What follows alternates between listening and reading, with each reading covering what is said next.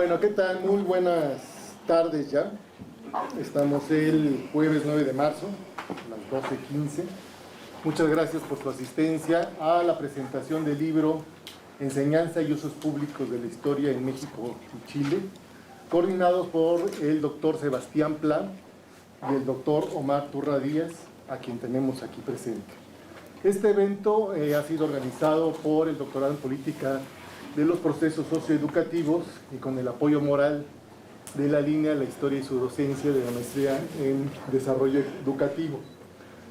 Para presentar el libro, que es, considero yo, un trabajo importante, trascendente, organizado en el ISUE de la UNAM, allá fue donde se publicó, y amablemente tanto el doctor Sebastián Pla como el doctor Omar Turras nos invitaron a participar con algunos capítulos a la doctora Rosalía Meníndez y a mí. Entonces hay dos capítulos de nosotros que aparecen en este importante volumen. Para presentarlo acá en la Universidad Pedagógica Nacional, tenemos la suerte, sin escatimar recursos, hicimos venir desde Chile al doctor Omar Turra, que afortunadamente coincidimos en que él vino a desarrollar una serie de actividades académicas y le abrimos las puertas de la universidad para que también aprovechar su asistencia por acá. Entonces, bueno, pues decidimos organizar esta presentación. Está el doctor Omar Turra de la Universidad del Biobío, Chile. También contamos con la presencia de la doctora Rosalía Meníndez Martínez, quien, además de ser una de las autoras del volumen, actualmente es nuestra coordinadora de posgrado de la Universidad Pedagógica Nacional, y también me da mucho gusto que esté con nosotros, haya aceptado la invitación de forma muy generosa, la maestra Cintia Desiree Tapia Terrazas, quien es alumna, es doctorante de nuestro doctorado en Política de los Procesos Socioeducativos. Entonces, bueno, yo simplemente me encargo de hacer la presentación del evento. Ya nos hemos puesto de acuerdo de forma muy democrática cómo se va a organizar la presentación. Y sin más, les cedo la palabra. Muchas gracias, Carlos. ¿Empiezas tú, verdad? Sí. Buenas tardes. Gracias, Javier, por la presentación y también por por el recibimiento y bienvenida que por segunda vez me dan en la Universidad Pedagógica Nacional. La verdad que hay tantos aspectos en común entre México y Chile que venir acá para mí siempre es un agrado, ¿ya? Y el libro que vamos a presentar es el resultado justamente de esta relación de colaboración, cooperación que hemos estado desarrollando hace un buen tiempo con la UPN primero, y también con la UNAM a través de Sebastián Pla, ¿ya? Un trabajo laborioso, sacar un libro que tiene como objetivo reunir a dos grupos de investigación que vienen trabajando sistemáticamente el estudio de la disciplina histórica, su enseñanza, y para este caso un componente clave que es sus usos públicos, tanto en México como en Chile. Los grupos son el encabezado por Sebastián en la UNAM, en su seminario justamente, estudio y usos públicos de la historia, ¿cierto?, en México.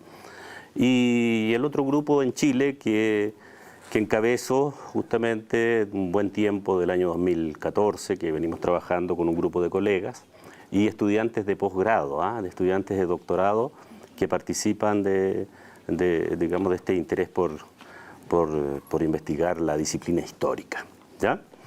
Y así surgió el texto Enseñanza y Usos Públicos de la Historia en México y Chile. A grandes rasgos, seguramente los colegas van a ir focalizando en algunos puntos. Yo decir que el libro consta de tres grandes líneas de trabajo que lo estructuran. Uno que tiene que ver con aspectos curriculares, cómo se ha desarrollado la disciplina histórica en ambos países, ¿ya? Otro ámbito vinculado allá a la historia en el aula, cómo se desarrollan actividades, digamos, de enseñanza en el aula, la mirada estudiantil, la mirada de los profesores.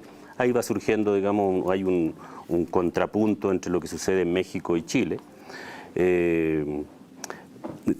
Y el otro, el último punto, tiene que ver con los usos públicos, ¿ah? Cómo la disciplina, cómo el conocimiento histórico y la disciplina también hoy son objetos de usos públicos, ¿ah? De usos y a veces abusos también, algo que ha sido también estudiado. Cómo la dimensión cultural y política se ven reflejados como expresión pública, ¿ya? Una dimensión tremendamente interesante y que supera esas dimensiones tradicionales de que la historia se enseña solo en las aulas de clase, ¿cierto? En las aulas escolares. Esto va más allá y esa dimensión también la toma el libro. No voy a entrar en eso porque Cintia me dice que algo de eso va a decir, así que no es la idea que nos estemos, digamos, contraponiendo o, digamos, diciendo algo que otro colega va a decir. Yo voy a referirme a la disciplina histórica en Chile, ¿ah? Voy a tomar aspectos como es lo que mejor podría aportar aquí, ¿cierto?, en este auditorio. Señalar que seguramente hay muchos aspectos que digamos que se corresponden a México, ¿ah? Porque las disciplinas históricas, como lo decía hace un rato y como la definió muy bien Ivor Goodson, son como seres vivos, ¿ya? Que nacen, se desarrollan y a veces mueren, pero también se transforman. Algunas son más duras o son más resistentes y otras son más flexibles, ¿ya? La disciplina histórica, se ha dicho ya, la investigación educativa lo ha dicho, es aquella que surge en nuestras sociedades como aquella que nos iba a conformar en identidad, ¿ah? Se dice, la que iba a otorgar identidad a las naciones, ¿ah? América Latina es un mosaico cultural y cuando se conforman los estados nacionales, esta va a ser una disciplina que va a estar al servicio de la homogeneización cultural, ¿ya? Cómo esta diversidad cultural se homogeneiza a través del discurso pedagógico de la historia, ¿no? Y para eso se van a conformar las narrativas nacionales, ¿pues cierto? Cómo cada estado va a construir su relato de sus héroes, ¿ah? Sus gestas, sus triunfos, ¿ah?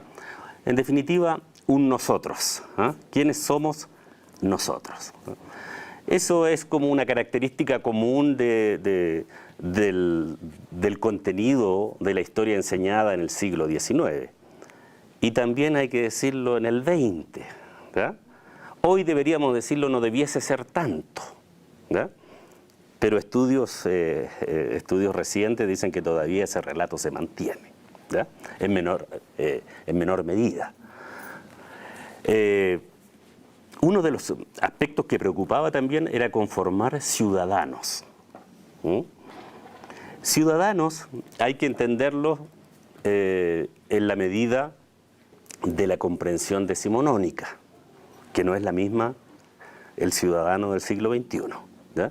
Hoy día se le entrega esa función a la historia, pero entendiendo que es otra el significado que tiene el ser ciudadano. En la asignatura se habla de formación ciudadana, ¿ya? Pero los ciudadanos con las características del siglo XXI. En el siglo XIX la función era fundamentalmente de formar aquellos sujetos que iban a ser serviles al Estado, ¿ya? O sea, proclives, mexicanos, sujetos chilenos, ¿ya? Que iban a entender que existe un Estado que tiene sus organizaciones y que este sujeto se va a formar en la comunidad de las gestas que digamos que el relato histórico iba a dar, ¿ya? Entonces, entre nacionalizar y formar ciudadanos, nacionalizar en términos de identidad, ¿cierto?, homogeneizar, estaban las preocupaciones de la disciplina.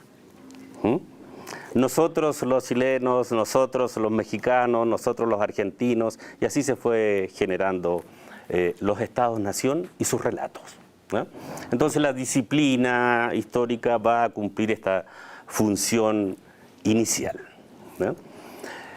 Esto está en directa relación con también el estudio que se ha hecho de una investigación que hace un rato comentaba, con la conformación de la categoría Código Disciplinar, ¿eh? Código Disciplinar de la Historia. Un estudioso español trabajó justamente en su tesis doctoral esto, Raimundo Cuesta, en su tesis doctoral hace un estudio de cómo la disciplina histórica se configura en España, ¿ya?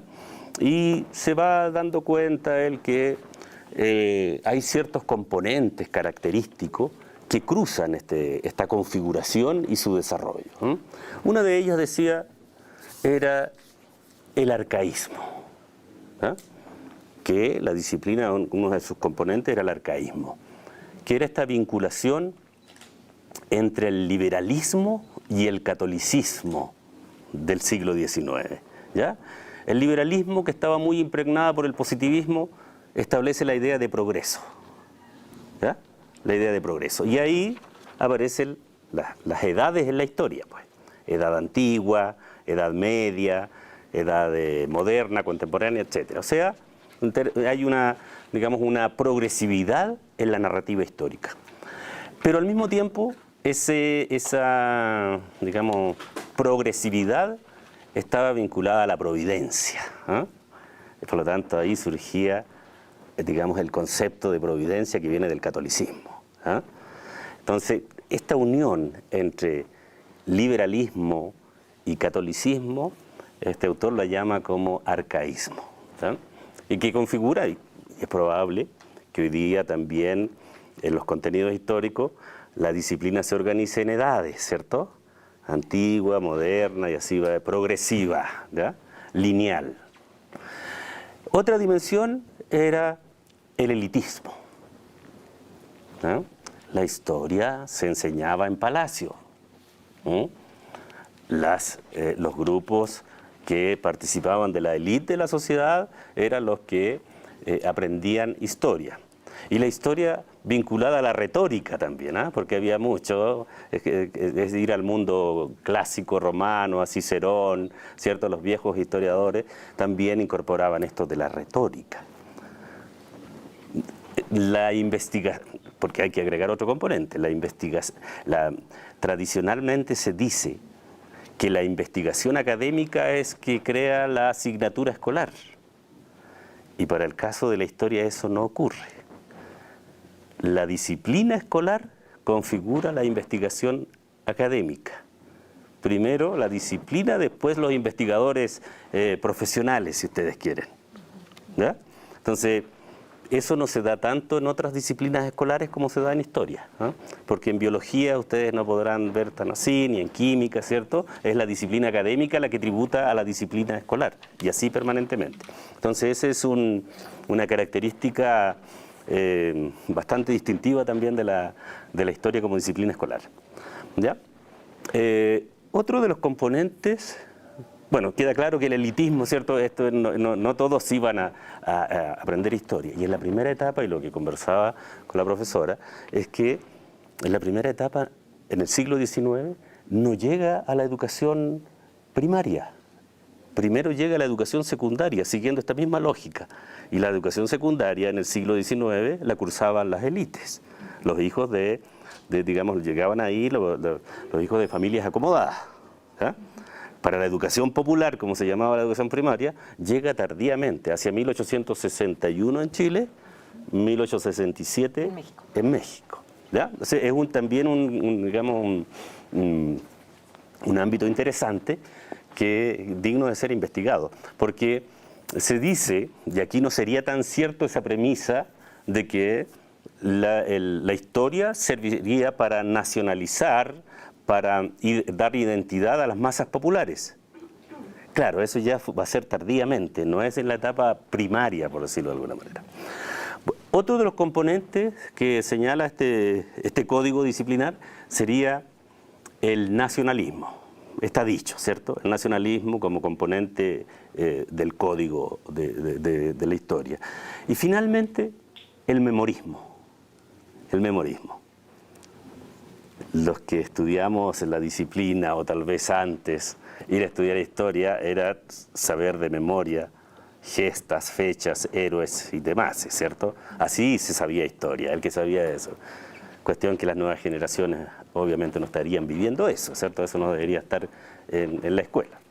Entonces, este conjunto de componentes configurarían el código disciplinar de la historia. Esto es un dato interesante porque también podrían llevarlo a otras disciplinas ustedes, ¿cierto?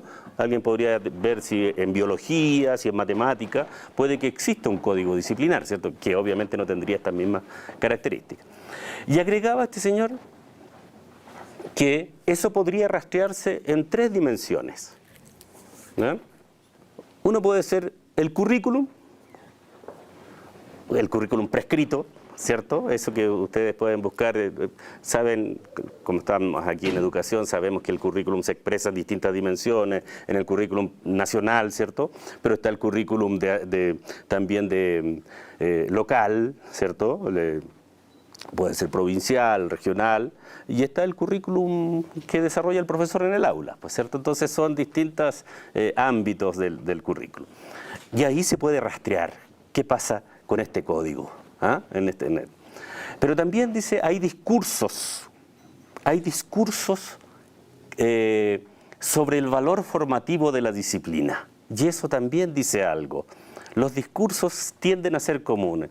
La historia sirve para esto, la historia sirve, como decía en algún momento, la historia es maestra de la vida, la historia tiene un valor pedagógico porque así las sociedades podrán, digamos, saber que no cometer los mismos errores que se cometieron antes, etcétera, etcétera, ¿ya? Entonces hay discursos sobre el valor formativo de una disciplina. Hoy día se dice para... la historia te enseña a reconocer el presente, te va a aportar información ciudadana, al desarrollo de habilidades cognitivas. Son los discursos que le otorgan este valor formativo en la actualidad. Pero también hay unas prácticas profesionales, ¿ya? Porque todo esto, si tú lo vas dividiendo, una cosa es lo que prescribe el currículum, otra cosa es el discurso del valor formativo, pero hay unas actuaciones profesionales, en este caso del profesorado, ¿cierto? Que también ustedes las pueden ir rastreando, a ver si se da estas características del código, ¿ya? Entonces, desde esa perspectiva uno podría estudiar lo que pasa en Chile, lo que pasa en México, respecto de este código disciplinar de la historia. Ese digamos, lo presenté en el capítulo del libro, trabajé esa dimensión código disciplinar, para estudiar los últimos 50 años de la enseñanza de la historia en Chile, ¿ya? Y ahí aparece una dimensión tremendamente interesante, porque los últimos 50 años considera 1965 hasta el 2000, creo que lo vi, hasta el 2000. Y en ese periodo van a haber cambios políticos profundos en Chile, ¿ya? Y aquí aparece otra dimensión, cómo esta disciplina escolar es sensible o es absolutamente proclive a los grupos hegemónicos, a las hegemonías o los grupos que están en el poder, ¿ya? Es ahí donde podemos decir que más allá de los usos también ocurren los abusos de la historia, ¿ya? En 1965 en Chile está en el poder, llega al poder un grupo que encabeza el Partido Político Demócrata Cristiano, la social cristianismo. Acércalo un poquito más. Perdón. El social cristianismo europeo expresado en este Partido Político Demócrata Cristiano, un gobierno progresista para la época, ¿ya? Este gobierno progresista también va a incidir en el currículum, hay que decirlo.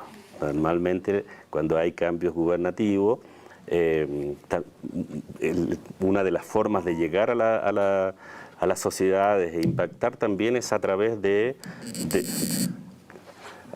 reformas educativas. Y en Chile, el año 66 ocurre una gran reforma educativa con este gobierno, ¿no? El currículum se transforma, se eliminan conceptos, ahí surge el concepto de educación básica, educación media, se delinea cómo se va a ingresar a la universidad, se crea un centro de perfeccionamiento del profesorado, etc. Instituciones que hasta el día de hoy perviven en Chile, y son clásicas y aportativas en la educación chilena, y surgen con este gobierno. Y saben que lo interesante es que si uno analiza el programa de historia, por primera vez se incorpora América Latina, se estudia América Latina en historia, y se deja a un segundo plano Europa, ¿ya? Entonces eso pasa a ser interesante cuando uno analiza, porque los currículums de historia usted aprende desde Grecia, Roma, todo lo que significan los imperios, y aquí entra América Latina con fuerza, ¿ya? E ingresa también el sentido de estudiar ciencias sociales, historia, ciencias sociales, ¿ya? Y aparecen disciplinas como sociología, antropología en la enseñanza de la historia, ¿ya? Entonces pasaba a ser un código, si lo miramos a la perspectiva de los códigos, un código transformado, porque rompe con la lógica tradicional digamos, de estar enseñando Europa, las edades europeas, y la gran influencia de la escuela de los anales que se había dado en la investigación histórica propiamente tal, llega al currículo, ¿ya? Sin duda que cuando uno, ese es como un oasis dentro del desarrollo histórico, porque dio saltos, que sea vinculado a las ciencias sociales, ¿ya? Que no solamente sea como, digamos, el contenido histórico tradicional, sino que agregue estos conceptos, va a ser un código bastante transformado.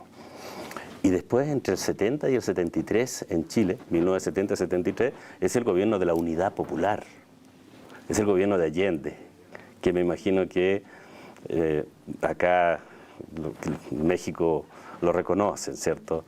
Allende vino 2 o 3 veces a México, dio discursos que son famosísimos. Tiempo atrás me enviaba Javier una imagen en Guadalajara. Me parece que en Guadalajara está lo está como monumento, y lo que él decía en su momento. Digamos, un político extraordinario, una oratoria envidiable, ¿ya? Cuando uno va por Europa, en distintos países europeos te vas a encontrar con Plaza Salvador Allende, ¿ya? Hay un reconocimiento internacional a su labor. Bueno, llegan los sectores populares, la Unidad Popular plantea todo un discurso de cambio educativo, ¿ya? Se conforma la Escuela Nacional Unificada, hay cambios en el currículo, ¿ya? Y la historia, de alguna manera, también va a ser una disciplina clave de conocimiento para aportar ya no tanto a las gestas nacionalistas, sino también cómo los grupos sociales, los distintos grupos sociales tenían participación del relato histórico, ¿ya? Siendo que todavía no teníamos la historia social de los años 90, ¿ya? Pero van a haber miradas donde se exponen, donde participan distintos grupos sociales, sectores populares sobre todo. No vamos a decir las mujeres, porque eso va a ser más contemporáneo, ¿cierto? Y ocurre lo que seguramente ustedes saben, lo han leído, el golpe militar de 1973, y se establece la dictadura cívico-militar que va desde 1973 a 1990, 17 años, ¿ya? Y ahí entenderán que la disciplina histórica va a ser intervenida. Desde aquí lo dicen, pues también digamos, se estudia aquí en el libro, lo trabajo, utilizando las fuentes de la época. Se dice que aquí hay que extirpar, porque se hablaba había que extirpar el cáncer marxista, se decía el relato, ¿ya? Había que sacar de los programas de historia todo atisbo de marxismo, leninismo y todo lo demás, ¿ya? Y en rigor, si tú vas a ver los programas, bueno, depende de la mirada, ¿cierto? Puede encontrar que, mire, cuando habla de trabajadores, de los trabajadores no hay que sacar porque eso está dando cuenta de una categoría marxista, ¿ya? Y es así como se produce, se dice, un blanqueamiento de la disciplina, ¿ya? Y ahora pasan a ser tremendamente importantes las gestas nacionales, ¿ya? Los militares están en el poder y por lo tanto la historia se transforma en una historia militarista, si usted quiere. ¿Ya? Los currículums son intervenidos y eso dura de 1973 a 1990. O sea, también no hace mucho, si usted quiere. Como tenemos los tiempos de larga duración, diríamos, eso es nada, ¿cierto? Se produce todo lo que aquí hay cosas tremendamente interesantes de registrar, porque aquí esto es verdaderamente una historia decimonónica, ¿eh? Se vuelve al clásico canon decimonónico del nacionalismo. O sea, aquí se vuelve lo tradicional. Y de 1990 hacia acá, ahí sí que digamos que ha tenido una intervención, la disciplina histórica ha sido bastante discutida, ha sido fuente de debate de educadores, historiadores, ¿ya? Va de la mano con el debate que ha habido también dentro de la historiografía, ¿eh? ¿La historia para qué? ¿Cierto? ¿La historia para qué? Entonces aquí se produció un debate y se han incorporado dimensiones que seguramente ha ocurrido también en México, como la historia reciente, ¿ya? Las perspectivas de género en la enseñanza de la historia, ¿no? Los grupos indígenas en el relato histórico, o sea, se han incorporado nuevos actores en la enseñanza de la historia. La historia social también, que les mencionaba. Los historiadores sociales en ese sentido han hecho un gran aporte para incorporar estas dimensiones que tradicionalmente estaban exentas del relato histórico, ¿no? Los grupos indígenas, sobre todo los mapuches en Chile, han presionado, han tensionado el relato histórico, porque el relato histórico en general en Chile era un relato clasista, imperialista, ¿ya? Absolutamente colonialista, ¿no? Donde, un ejemplo, y que esto se los digo porque lo trabajé en mi tesis doctoral, mi investigación doctoral justamente se titulaba La enseñanza de la historia en contexto mapuche, ¿ya? Y cómo en escuelas y en liceos donde había un 80% de estudiantado mapuche, se enseñaba, tanto por el currículum, por los libros de texto, se hablaba del desastre de Curalaba. El desastre de Curalaba es cuando las tropas de un toqui mapuche va a vencer a las tropas españolas, ¿ya? Y todas las ciudades que había fundado los españoles hacia 1598 fueron destruidas por los mapuches porque lo que querían era que salieran de sus tierras, ¿eh? Y fue un gran triunfo del pueblo mapuche, los guerreros mapuches, a tal punto que tuvieron que retroceder las tropas españolas y quedarse digamos, al sur del Biobío, que es justamente donde yo vengo, mi universidad, la Universidad del Biobío, que recoge el nombre del río Biobío, que es uno de los ríos que va de cordillera a mar, y ahí se estableció el límite. Y la historiografía y el relato pedagógico de la historia dice el desastre de Curalaba, ¿ya? Y los niños mapuches tenían que aprender que eso era un desastre, ¿ya? Entonces la impertinencia educativa era evidente, ¿cierto? Entonces esos conceptos que lo podías encontrar en el relato histórico, digamos, históricamente estaban ahí, fueron discutidos y fueron transformados y cambiados, ¿ya? Hoy día todavía no vamos a decir que todo esto ya haya desaparecido y que sea una historiografía que sea inclusiva o intercultural. No, todavía se mantienen resabios de aquello que pueden rastrearse, ¿eh? Pero bueno, si uno hace un balance en el tiempo, la disciplina sí ha ido transformándose de acuerdo a las discusiones que se han establecido tanto por la historiografía como también por el mundo de aquellos que trabajamos en educación, estamos investigando esto, ¿ya? Por lo tanto, de alguna manera esto se recoge en el capítulo que trabajo, en el libro, y otros colegas chilenos que lo mencionan en distintos capítulos. Uno que habla del mestizaje, ¿ya? De la enseñanza de la historia, la categoría del mestizo, cómo se trabaja, ¿ya? Que es distinta, que nos hacían ver, que también hicimos comparativo, que es distinto al concepto de mestizo que se trabaja, o mestizaje que se trabaja en México. Eso también resulta interesante. Bueno, hay varios ámbitos ahí que uno podría ir a tomar como puntos de referencia entre uno u otro en otro país, que son dignos de analizar, pero creo que con eso es suficiente para dejar, digamos, no vamos a cerrar ningún tema, pero al menos dejar la inquietud de que alguien pudiese después interesarse por preguntar algo. Muchas gracias.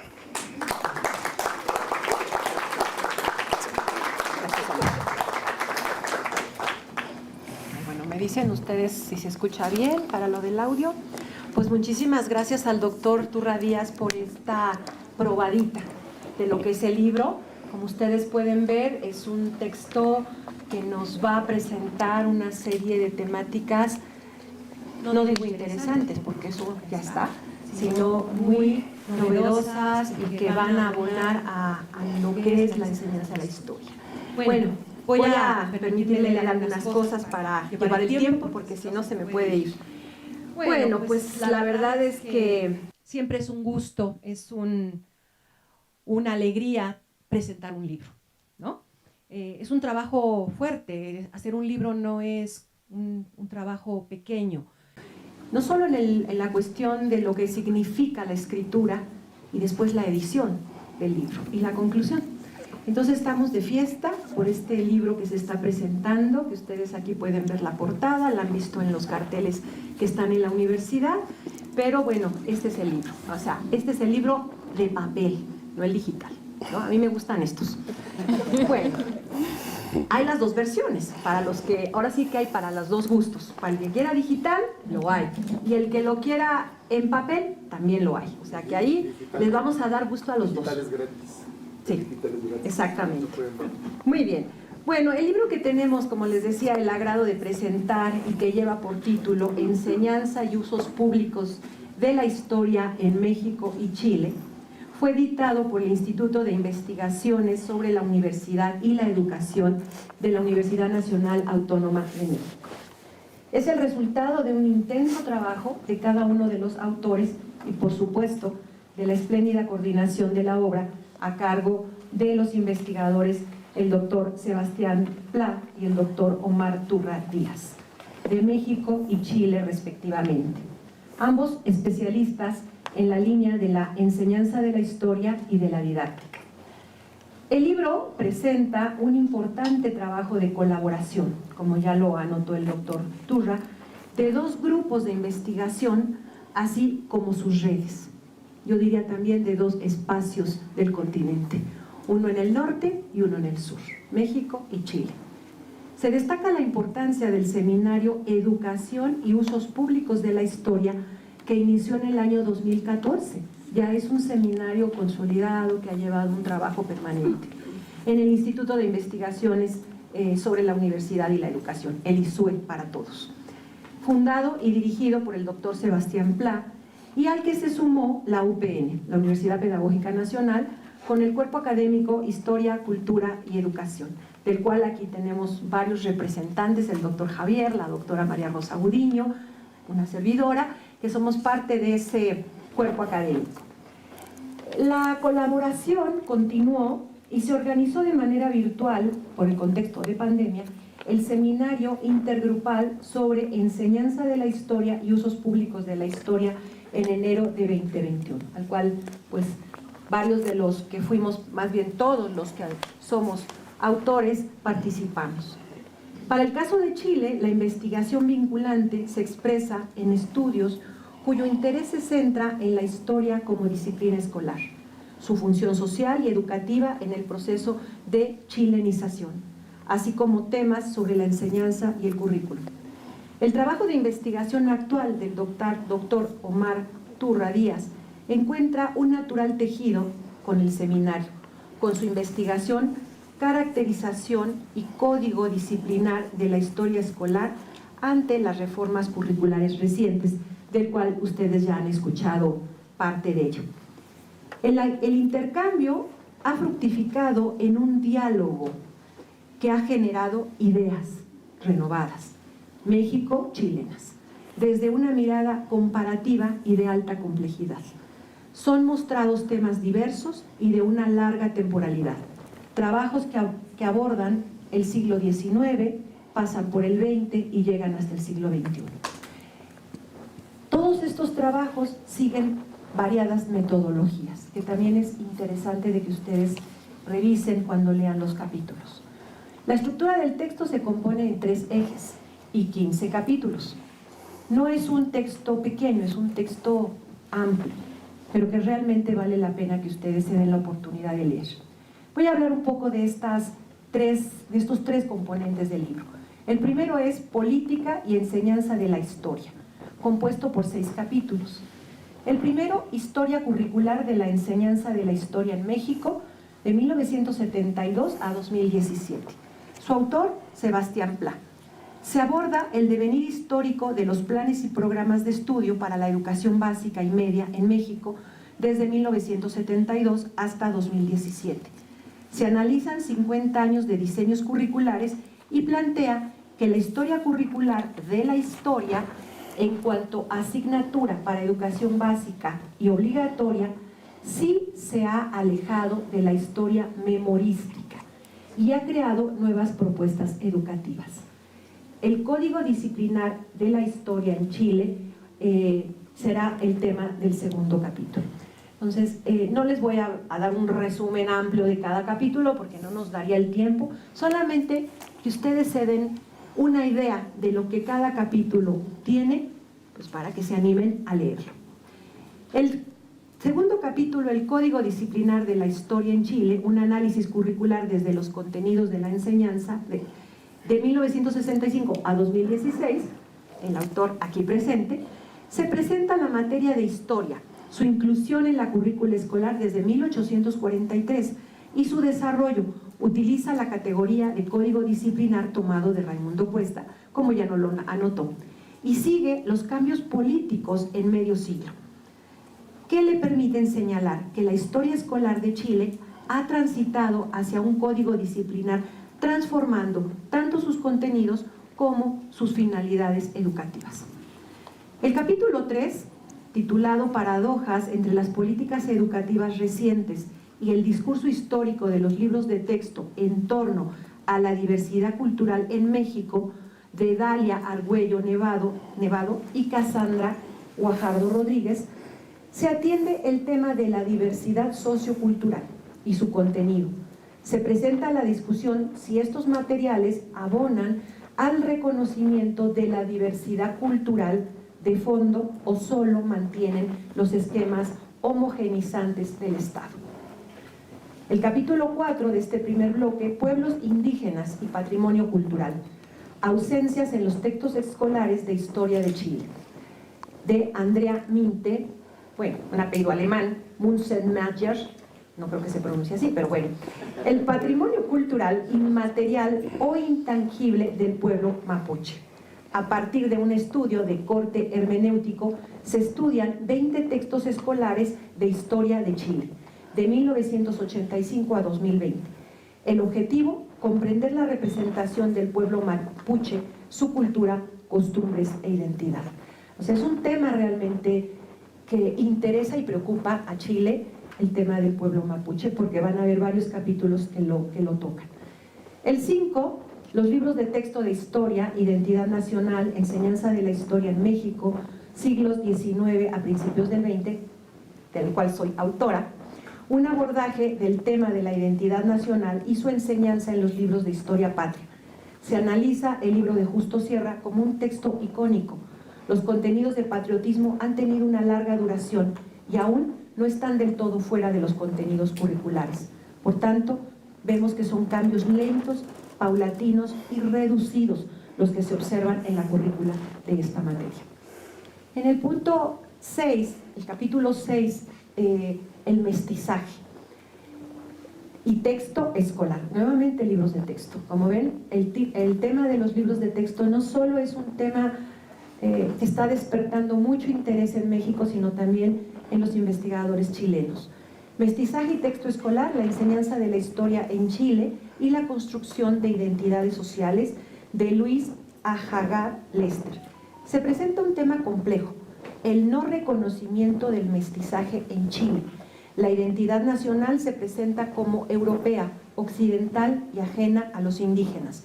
Y se plantean una serie de preguntas que direccionan al campo de la construcción identitaria. La escuela, el currículum y los libros de texto, espacios y dispositivos decisivos para la formación de ciudadanos con una perspectiva diferente a la establecida por el Estado. En el segundo bloque del tema, titulado Investigación y Enseñanza, compuesta por 6 capítulos, tenemos que en el capítulo 7, titulado La historia como campo disciplinar en el currículum escolar, presencias y ausencias en la enseñanza en el aula, de Mario Valdés Vera. Un capítulo que atiende la formación de profesores de historia y geografía, que resulta preocupante un escrito reflexivo sobre las carencias de formación del profesorado de estas dos disciplinas. Como ven, se están tocando temas que tienen que ver con la disciplina y con algo más que la disciplina. El capítulo 8, Avances y dificultades en la incorporación de un enfoque de género en la enseñanza de la historia en Chile, de Gina Inostroza Retamal. La incorporación de los estudios de género a la enseñanza de la historia se analizan las costumbres, los contenidos de los libros de texto de historia y ciencias sociales, de educación media, para identificar la configuración de determinados roles e identidades femeninas y masculinas, como la presencia de estereotipos de la presencia de género. Realmente fueron pocos los trabajos que se están haciendo sobre la enseñanza de historia y género, pero creo que en fechas recientes empiezan a aparecer más, sobre todo en los trabajos de investigación de los estudiantes. El capítulo 9, El pasado reciente en el aula, jóvenes acerca del movimiento estudiantil de 1968 en México, de Ariana Martínez Otero y Michelle Ordóñez Lucero. Se interesan las autoras por conocer las diversas narraciones que los jóvenes estudiantes de educación media superior construyen sobre el movimiento de 1968 en México. El capítulo 10, Aportes y valoraciones de la clase de historia desde las voces de estudiantes, de Patricio Guzmán Contreras. Las voces de los jóvenes, de los estudiantes de la asignatura de historia, geografía y ciencias sociales de secundaria ante los cambios curriculares. Se busca generar una conciencia crítica entre los estudiantes a través de este estudio. El capítulo 11, Retos metodológicos para evaluar el pensamiento histórico a gran escala, de Mayra Rodríguez Hernández. A partir de una estrategia metodológica, se analizan 2 encuestas de historia aplicadas en México a gran escala, que son muy conocidas, la de la SEP y la de Enlace. Se buscan elementos planteados en estas encuestas y revisados, y se van hacia los resultados que se busca son de estas medidas y se desaparecen y regresan. Las autoras sostienen que hay encuestas que van y vienen, pero que los resultados pues nunca se sabe realmente cómo se van a utilizar en la escuela y en los planes y programas de estudio. Entonces, eso es lo que atiende este trabajo. Y por último, el tercer bloque del libro, porque es un libro grande, Usos públicos de la historia, integrado por 4 capítulos. Este es uno de los bloques que le dan título también al libro. No solo la enseñanza de la historia, sino los usos públicos. Y aquí está. En el capítulo 12, Usos públicos de la historia. Murales del Frente Juvenil de Defensa de Tepoztlán, de Lucero San Vicente. El artículo busca analizar la activación de la memoria de un movimiento social y juvenil en México, como parte de la pedagogía pública, como espacio de enseñanza, una propuesta de estudio de los usos públicos de la historia. El capítulo 13, Usos, persuasión y enseñanza, la dimensión pública e ideológica de la historia de Chile, de 1970 a 1990, de Marco Antonio León. La dimensión utilitaria de la historia en un periodo tan complejo para Chile como es el de 1970 a 1990. En el capítulo 14 tenemos otro capítulo interesante, importante y novedoso. La música como herramienta de lectura de la historia, un lente cultural para el análisis de lo social, de Javier Rodríguez. Se presenta la música como una expresión artística y cultural para la enseñanza de la historia. En el capítulo 15, que sería nuestro último capítulo del libro, se presenta medios de comunicación de masas y sus usos para la producción y enseñanza de la historia, de Evelyn Zagal.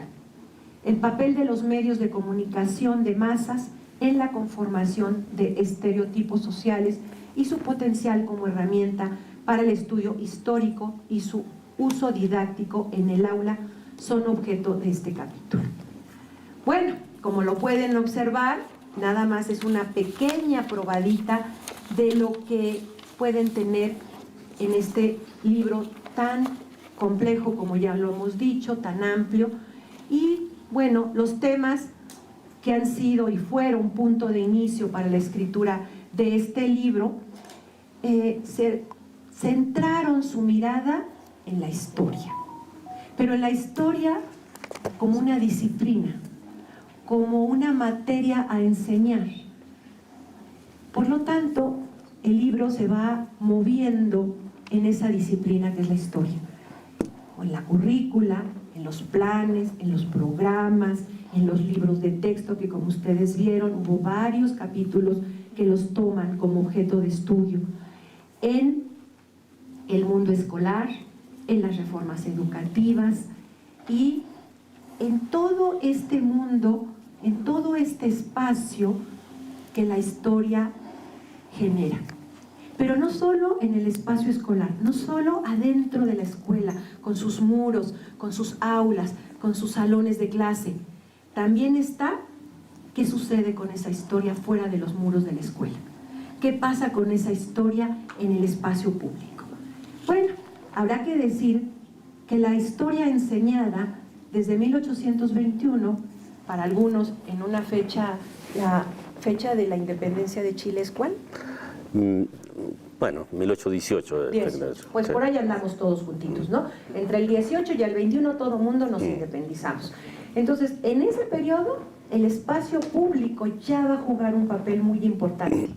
¿Con qué? Ahora lo vemos con las redes, con la música, con otras figuras, con los desfiles públicos, con las fiestas patrióticas, con las fiestas cívicas, con las conmemoraciones, con las juras de bandera, con las fiestas escolares, con el decorado urbano. Es decir, que la enseñanza de la historia, desde su inicio hasta el momento actual, sí que ha utilizado el espacio público para enseñar. Y casi voy cerrando. El libro que tenemos y que les acabo de presentar, hasta mi última hojita, eso que lo traigo escrito para no perderme, pero ya me ando perdiendo.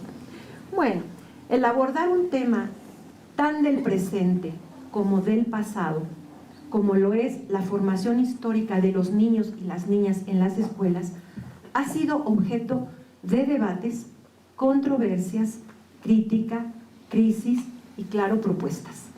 La enseñanza de la historia estaba en la mesa de discusión de políticos, educadores, maestros, intelectuales, la Iglesia católica y protestante, grupos de la sociedad, jóvenes, mujeres, medios de comunicación, hoy, redes sociales, desde el siglo XIX hasta hoy, el año 2023. La necesidad de construir un pasado histórico, enseñarlo y divulgarlo en la escuela y en el espacio público ha sido tarea prioritaria de los gobiernos desde Agustín de Iturbide, el primer iniciador de lo que va a ser toda la consolidación de la independencia en México, hasta nuestro actual gobierno de Andrés Manuel López Obrador. Tema complejo, pero sumamente rico en las diversas aristas que despliega. El libro que presento a ustedes nos da la oportunidad de conocer propuestas de investigación con una amplitud de objetivos, de estudios sobre la enseñanza de la historia en México y Chile.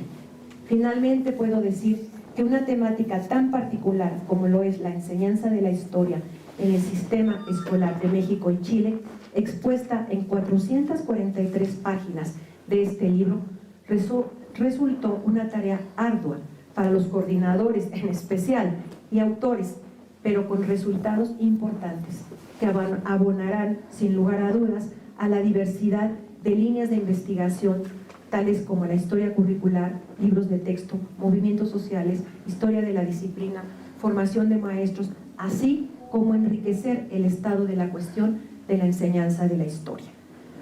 Pero sobre todo pone este libro en la mesa de discusión nuevas voces, nuevos actores, nuevas miradas, renovadas metodologías, un tema que ha convocado a su discusión a la sociedad desde el siglo XIX hasta el año 2023. Muchas gracias.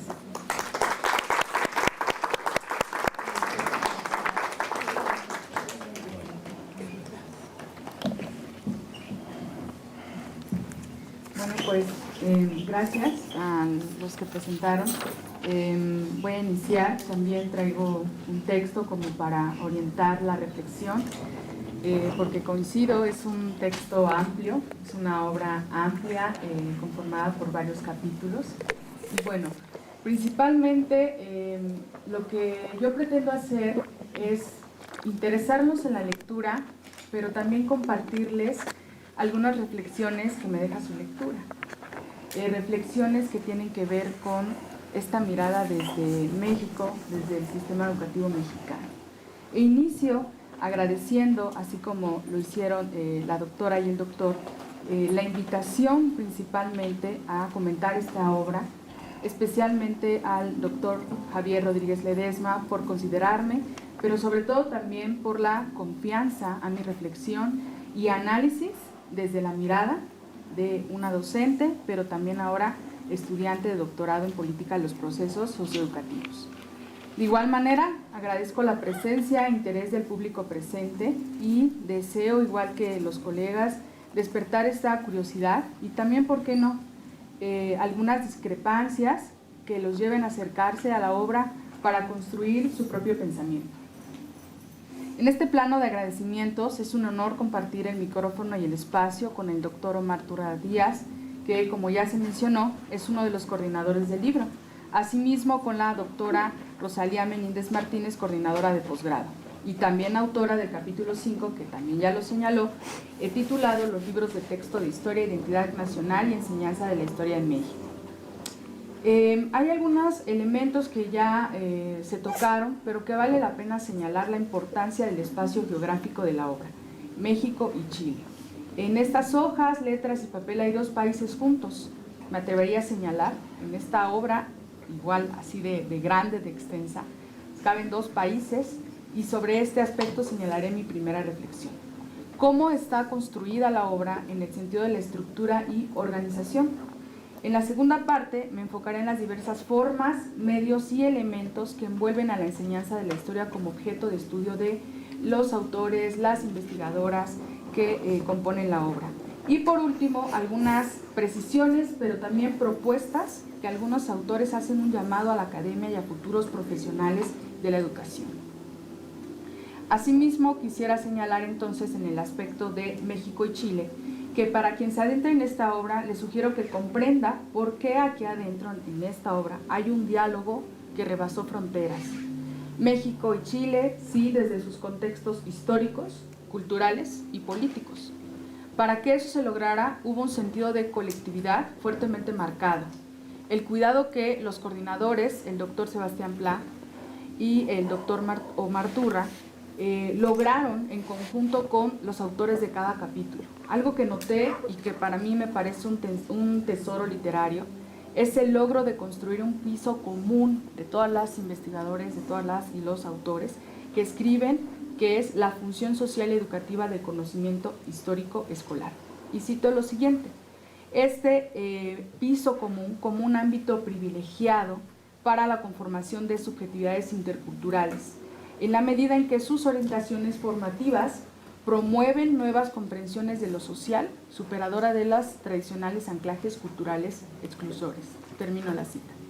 En Chile y en otros países del sur de América Latina, en comparación con México, Nos señalan en esta primera parte que la investigación en la enseñanza de la historia ha crecido exponencialmente entre los países investigadores sudamericanos y han convertido la enseñanza de la historia en su objeto de estudio. Compartieron entonces las investigadoras, las que escriben y los que escriben, un sentido crítico de la investigación, un objetivo en común, que es aportar conocimiento respecto a la historia como esta disciplina escolar en 3 grandes dimensiones que ya refirió el doctor y también la doctora, pero que vale la pena recordar, porque si son dimensiones, también estas dimensiones dan origen a lo que son los ámbitos temáticos o los apartados en los que se compone la obra. La primera, políticas y prescripciones curriculares, que son las políticas y enseñanza de la historia, por eso no es de extrañarse que la primera parte, la cuestión curricular, las políticas educativas, las reformas educativas y demás. En un segundo momento, la incorporación de temas actuales en la historia, la investigación e historia en el aula, qué temas actuales han llegado a abordarse a partir de la enseñanza de la historia como objeto de estudio. Y por último, esta categoría de usos públicos, que es totalmente incitadora a pensar cómo es que se agrega la historia como una función educativa emergente. Bajo estas 3 dimensiones hay un esfuerzo de colaboración académica y fortalecimiento de estas relaciones del sur global. Y ya señaló la doctora cómo es que en Chile desde el 2014 se construyó este interés, ya no lo voy a mencionar, y también cómo es que ambos países lograron construir estos espacios epistemetodológicos que han servido como puente para ir y venir las veces necesarias, sin necesidad de comprar un boleto de avión, ¿no? Para escuchar y compartir hacia la enseñanza de la historia. En coincidencia con el doctor Pla y el doctor Turra Díaz, hay un diálogo, y eso es muy peculiar en la obra. Conforme uno lo va leyendo, en cada capítulo refieren, y como se va a mencionar en el capítulo 3, y como ya se dijo en el capítulo 1, es una lectura que se convierte en un diálogo y tú te sientes parte de él conforme tú lo vas revisando. ¿Qué hay en esta trayectoria curricular de la historia como disciplina escolar y los procesos de inclusión y exclusión que producen los discursos históricos educativos nacionales en relación con los grupos sociales minorizados, particularmente estos pueblos indígenas? Es una pregunta central de esta primera parte, de este primer ámbito que ya señalé. El doctor Pla, desde esta dimensión curricular de la enseñanza de la historia, vincula la perspectiva pedagógica con la historización para centrarse en la relación de que la sociedad y persona puede presentarse o puede plantearse como un sueño a producir mediante la educación. Sin duda nos lleva a cuestionarnos el caso de México. Algo que a mí me pasó mientras revisaba la obra es que uno se va preguntando, ¿y en el caso de México qué pasa? ¿Y en el caso de México habrá sucedido algo similar? Y uno se va respondiendo a través de lo que dicen los autores. Por ejemplo, nos lleva a cuestionarnos, en el caso de México, la reforma de Luis Echeverría, ¿no?, que la plantea muy bien todo este recorrido histórico del doctor Sebastián Pla, las reformas neoconservadoras del Partido Acción Nacional, hasta el nuevo modelo educativo 2017 del sexenio peñista, para recalcar la importancia de un repaso histórico de la enseñanza de la historia. Coincido con la doctora y el doctor. La obra también es un referente metodológico con elementos muy precisos de cómo estudiar la historia, más bien la enseñanza como una disciplina escolar. Y es que a mi parecer este recorrido histórico es necesario para desbaratar esas políticas y reformas educativas que se diseñaron bajo intereses corporativistas y de origen mercantilista, y por tanto no perder de vista qué identidad promueve, qué funciones sociales le otorgan a la historia en la escuela y por qué ha estado en constante movimiento a lo largo de este tiempo. A manera de evidencia tenemos, por ejemplo, los años 70, con la expansión de la historia en la educación básica que se notó en los diseños curriculares, en este caso especialmente en Chile, en el discurso histórico escolar, desde la inclusión de los principios de Ralph Tyler y su gestión científica de la escuela y la famosa pedagogía por objetivos de Benjamin Bloom. Esta enseñanza de la historia también es un testigo de la modernización administrativa, concepto que acuña Latapí en 1975. Y como ya lo mencionó también el doctor Omar, es la evidencia de la llegada de nuevos actores que son los investigadores educativos. En este tenor, conforme uno avanza a la lectura, jóvenes estudiantes, La obra se va construyendo planteamientos, por decir que la historia en el campo de la enseñanza se mueve dentro de un campo político, de disputas, de contradicciones, porque las contribuciones y propuestas pedagógicas pues no eran homogéneas. También la enseñanza de la historia y su recorrido histórico podemos encontrar que algunos actores han invisibilizado el acto de su labor, específicamente las y los docentes, que señala el doctor Pla con fuerza en esta distancia del desarrollo curricular y enseñanza que ha generado una didáctica de la historia en la escuela sin las y los docentes. En el análisis de las políticas educativas podemos acercarnos a conocer a los profesionales de la educación, y aquí quisiera externar un comentario de esta valiosa obra. Este libro es una invitación no solo para especialistas de la enseñanza de la historia, sino que también a futuros profesores y profesoras de educación básica, secundaria y, por qué no, hasta nivel superior. Pues la historia en la educación es conformada por distintos actores y sujetos, y la riqueza de cada uno de ellos que escribe y proponen y exponen sus investigaciones es que nos muestran su importante papel e influencia y valor social como asignatura, como postura social, pero también como un elemento para la construcción de ciudadanos y ciudadanas. Dicho esto, la historia como materia escolar es vista desde que se entrega el Plan de Estudios Humanista, que es en el caso del sistema educativo chileno, como ya lo mencionó el doctor Omar Turra, que hay aspectos particulares que ya no señalaré, como la enseñanza a los hijos de Ilustrada, que ya mencionó el doctor, y vale la pena señalar lo siguiente en palabras del doctor: la historia como un dispositivo simbólico, como disciplina científica y escolar. Es lo que nos advierte el doctor Turra Díaz. En este análisis entre México y Chile hay algo en común que me parece que yo puedo encontrar. Esta concepción utilitarista y los fines de la educación escolar coloca a ambos países en el mismo terreno y similitudes, que en palabras del doctor hubo un proceso de arrinconamiento de las asignaturas humanistas de la educación, a partir de esta categoría heurística que es el código disciplinar, que ya el doctor ahondó profundamente. En este tenor, lo que se decide entonces, podríamos pensarlo desde un análisis de esta obra, es que el diseño de las políticas, o lo que se debe incluir o no, es visible en los enfoques educativos, totalmente. Las discusiones, las disputas sociales llegan a los sistemas educativos, de hecho, llegan hasta las prácticas de enseñanza y aprendizaje.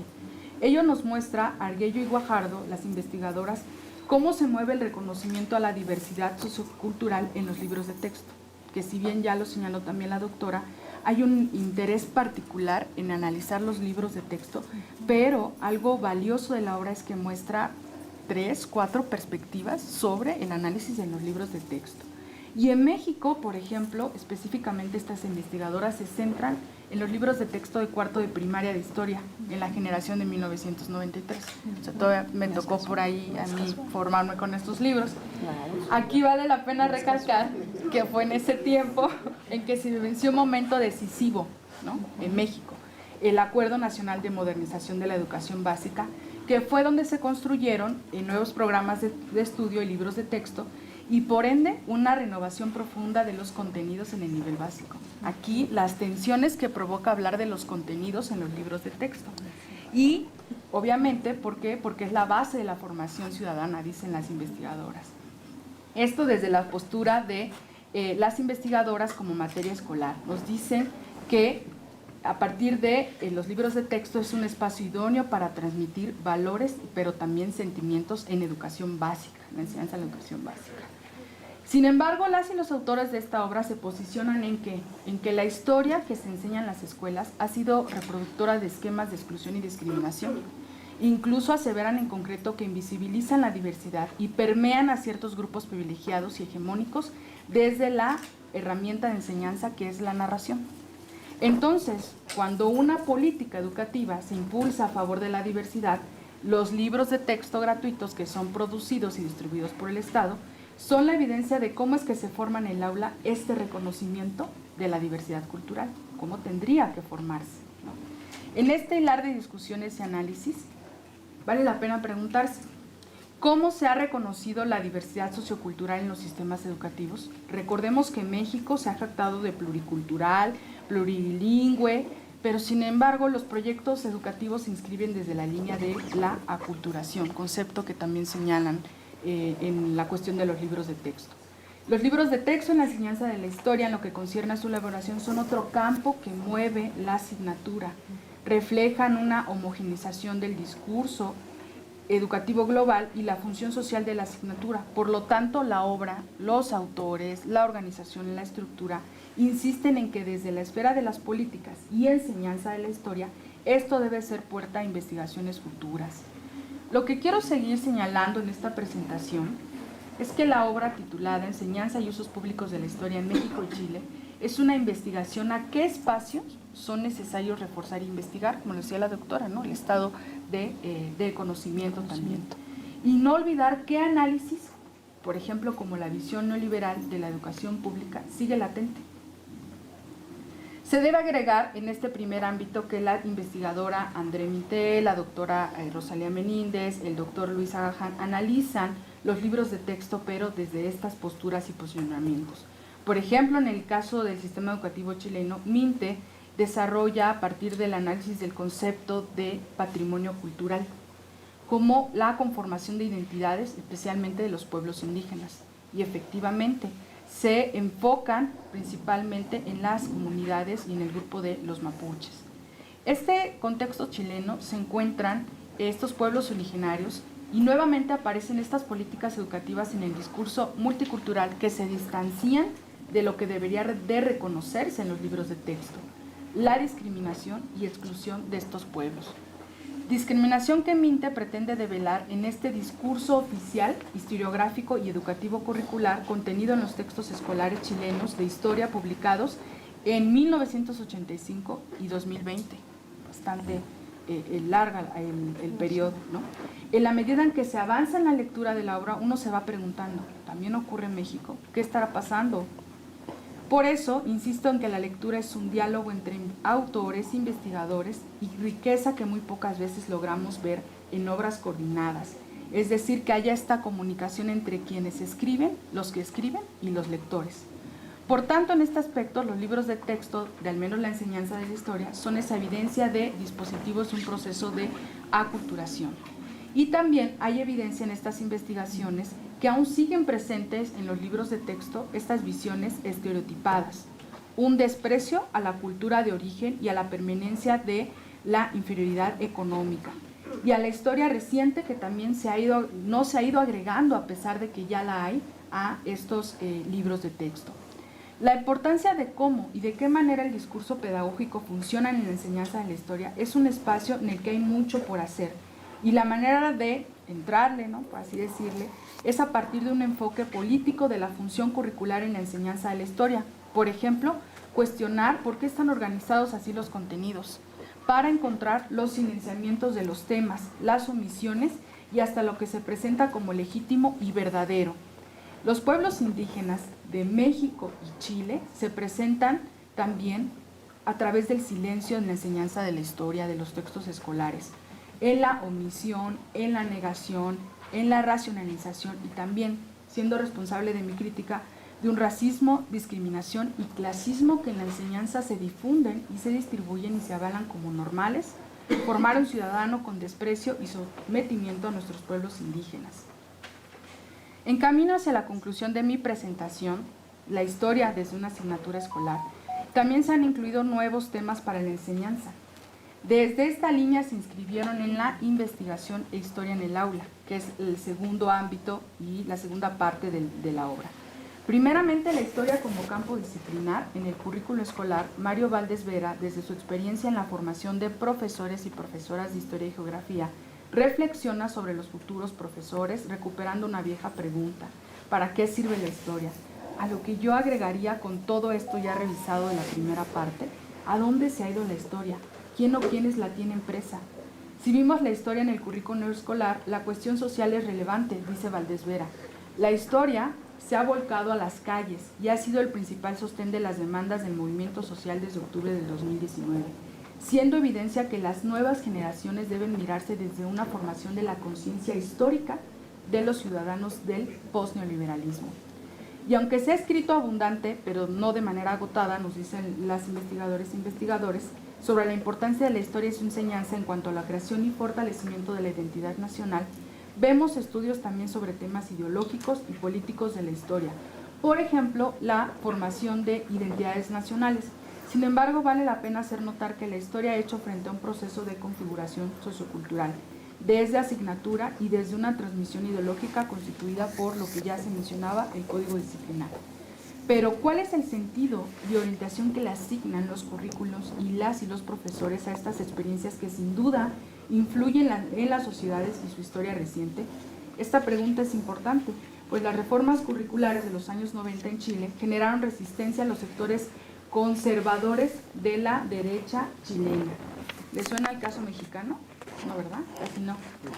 En este tenor, cuestionaban temas relacionados con los crímenes hacia la humanidad cometidos por agentes del gobierno de Pinochet, a lo que yo pregunto. En el caso de México, este grupo cuestionará, si se llegara a agregar en México, que en la enseñanza de la historia se debería de señalar a Felipe Calderón de proteger al crimen organizado, o a Peña Nieto como responsable principal de la desaparición de los 43 estudiantes de Ayotzinapa, o, recientemente, a García Luna como un narcotraficante, y las represiones hacia los maestros por resistirse al Acuerdo por la Calidad Educativa del 2008 y la reforma reciente de la Reforma Educativa 2013. Estos temas son parte de la formación holística de las nuevas generaciones, y yo considero que a los y las estudiantes sí les interesan. Y eso lo pone como evidencia la investigación de Martínez y Ordóñez, quienes desde su postura epistémica señalan que hay que rebasar el cuestionamiento de qué tipo de historia se enseña y si se incluye en el currículum o no, sino más bien preguntarse cómo se hace y qué de ella se incorpora o la incorporan los y los jóvenes a sus propias narrativas. Por ello retomaron sus bases para identificar la forma en que narran un acontecimiento conflictivo del pasado en función de su presente y dar cuenta de lo que se produce en las aulas y sus posibles influencias. Ya lo mencionaron. Esto a partir del movimiento del 68 es que los jóvenes de nivel medio superior descubrieron los significados de tan valioso movimiento social y la evidencia de cómo es la enseñanza en el tiempo presente. Cabe recalcar que la obra enriquece el valor de las y los estudiantes. En este apartado señalan varias investigaciones en recuperar las voces de las y los estudiantes, y más en este contexto de tecnificación de la educación, donde vale la pena cuestionarse sobre el significado que los estudiantes les dan a la enseñanza de la historia. En el sentido de ir concluyendo, también hay una valoración de los significados de conocer, por ejemplo, desde el pensamiento histórico, qué habilidades proporciona la disciplina histórica. Esto en palabra de Mayra Rodríguez Hernández, en el peligro que en ocasiones para evaluar el pensamiento histórico se llega pensando que se puede valorar o evaluar desde la memoria y la repetición. Recordemos lo que también ya comentó la doctora, la función de la famosa prueba enlace, ¿no? Aquí en México. Cuestionarios que, vale la pena señalar, les tomaba a los estudiantes hasta 2 días realizar. Deseo subrayar, ir ya concluyendo mi presentación, a la historia como función educativa emergente y que en la obra aparece como un último apartado los usos públicos de la historia. A mi parecer, esta tercera parte, este tercer ámbito, remarca y acentúan la enseñanza de la historia que se mueve y inscribe en esta trayectoria política. Me refiero concretamente al estudio de los movimientos sociales como la puerta a la activación de la memoria, una categoría muy importante.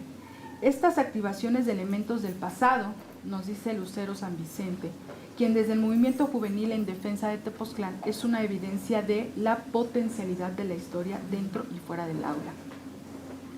Los movimientos sociales también nos acerca cómo los movimientos sociales son ese espacio de enseñanza, de confrontación de narraciones desde un nuevo marco que lo denomina la investigadora pedagogías públicas.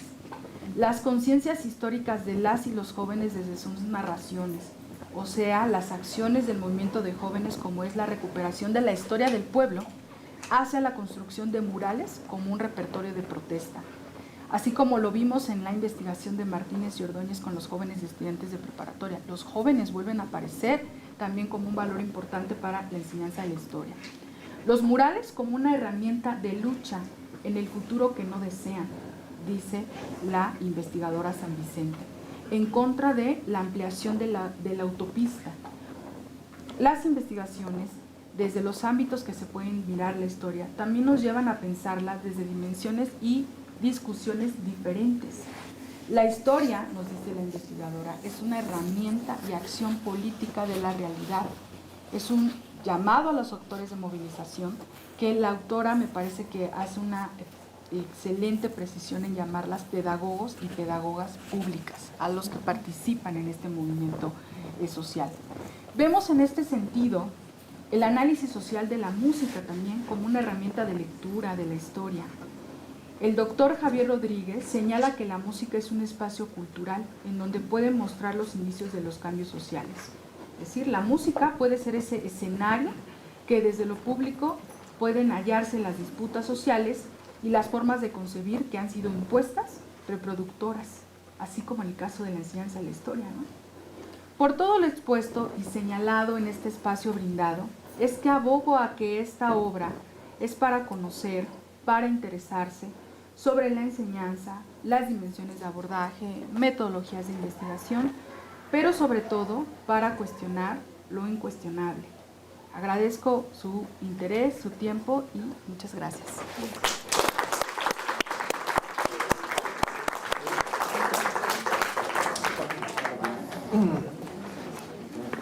Bueno, pues muchísimas gracias a Desiree, a Omar, a Rosalía por su participación. No sé si hubiera algún comentario, pregunta. No es usual que se abra el micrófono en una presentación de libros, pero estamos en un espacio distinto. De diálogo. Y si alguien quiere preguntar, comentar, me adelanto a una de las preguntas que nos han estado haciendo insistentemente. No traemos libros para vender, ¿no? No son nuestros, no son de la UPN, son del ISUE de la UNAM, entonces por eso no lo traemos físicamente. Pero si ustedes entran a la página del ISUE UNAM, en la parte de publicaciones, entre muchas otras, está la de este libro y la descarga es gratuita y es un archivo de mucha calidad digital. ¿Algún otro comentario, preguntas, algún agregado por parte de la mesa? No se desesperen porque tarda en descargarse.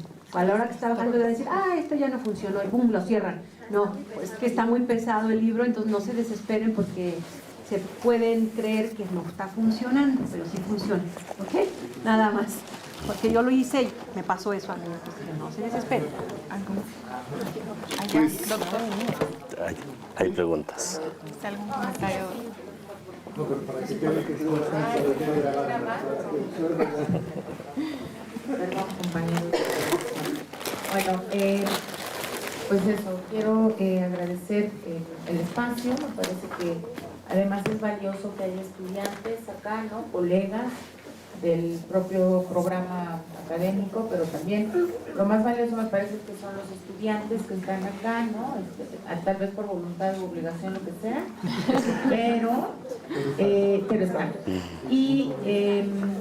Y además me parece que hay temas que se plantearon acá que nos cambian como a los que no estamos en el tema de la investigación, de enseñanza, historia, etcétera. Nos parece atractivo, por ejemplo, esto que se hizo mención de la perspectiva de género, que decía Rosalía, que no hay tantos trabajos, pero empieza a haber, ¿no? Me parece que es un tema clave en el que habría que voltear a ver algo que se ha estado discutiendo desde hace años, pero que no se veía y se empieza a ver. Y el tema del papel de los medios, etcétera, ¿no? En esta parte de la construcción de estereotipos, porque creo que es un tema que vemos muy lejano de lo que constituye los contenidos históricos en la enseñanza.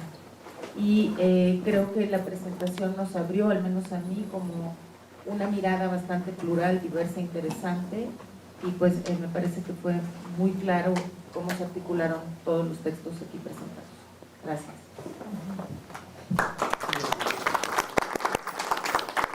¿Hay alguien más? Adelante.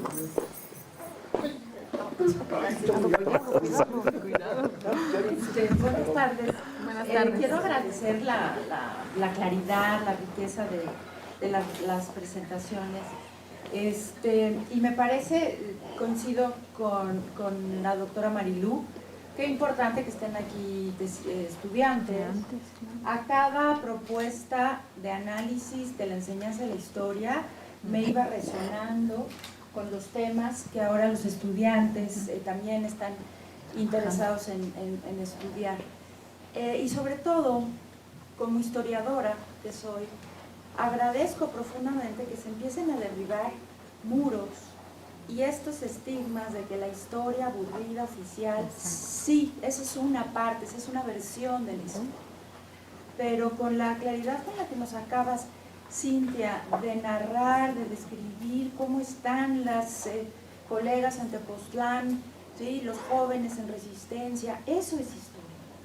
¿Sí? Entonces ya este libro, ahí radica la importancia por lo que escuché, pero claro, lo tengo que leer y recomendar a mis estudiantes que lean esos capítulos para que se vaya ya desmitificando esta eterna frase de que la historia es aburrida y que la historia solo son los héroes y la historia solo es, la historia es ayer.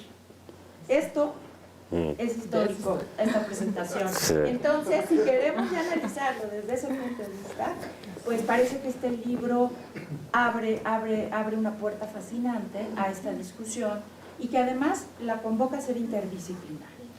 Queda claro, la enseñanza de la historia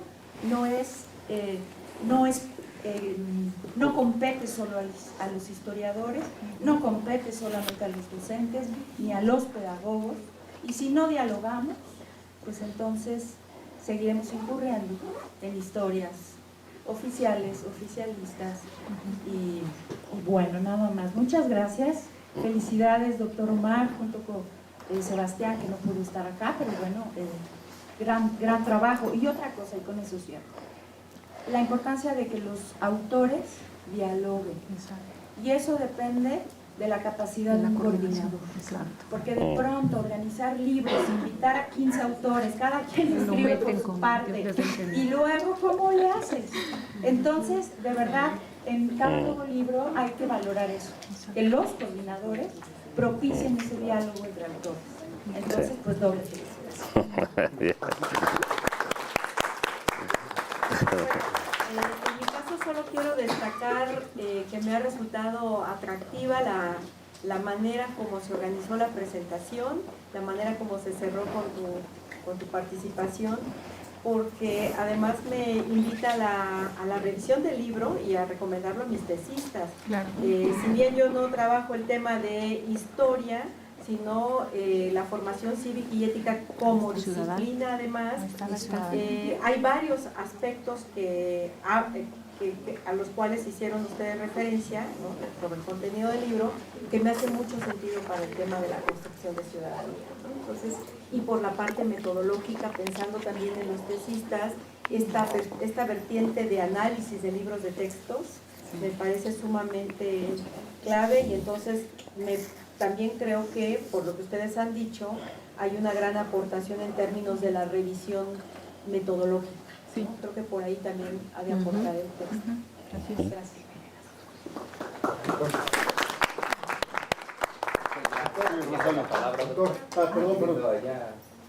Así es el micrófono. Adelante. Para que quede constancia, grita. Muchas felicidades. Muy contento, muy satisfecho con la presentación que hicieron, aunque llegué un poco tarde. Pero le veo una gran bondad al texto, estoy ansioso por leerlo. Qué bueno que ya nos dieron el tip de cómo conseguirlo, también quería encontrarlo. Pero los escuchaba y pensaba lo oportuno de la obra a la luz del nuevo plan de estudios que se va a comenzar a trabajar ya en unos meses en educación básica. Creo que esta es una gran herramienta que va a permitir mucha claridad para poder entender como por dónde caminar con esta nueva propuesta. Pero también creo que también es muy oportuno pensando en la renovación de los planes de estudio, por lo menos de las licenciaturas aquí en la universidad. pues creo que doblemente tiene esta virtud, este texto, por lo menos de quien escucha de este lado. Y felicitarles. Muchas gracias. Gracias. Bueno, nada más para terminar ya, creo que era importante también anotarles las instituciones que estaban detrás de los autores, ¿no? Porque cada autor viene de una institución: la Universidad de Concepción de Chile, la Secretaría de Educación Pública, la Universidad Iberoamericana, Liceo Bicentenario de Excelencia Polivalente de San Nicolás, la Universidad Bio Bio, por supuesto, el CIESAS, la Universidad de Lagos, la UNAM con el ISUE y la Universidad Pedagógica Nacional en su unidad Ajusco. Bravo. Era importante que supieran de dónde vienen los autores.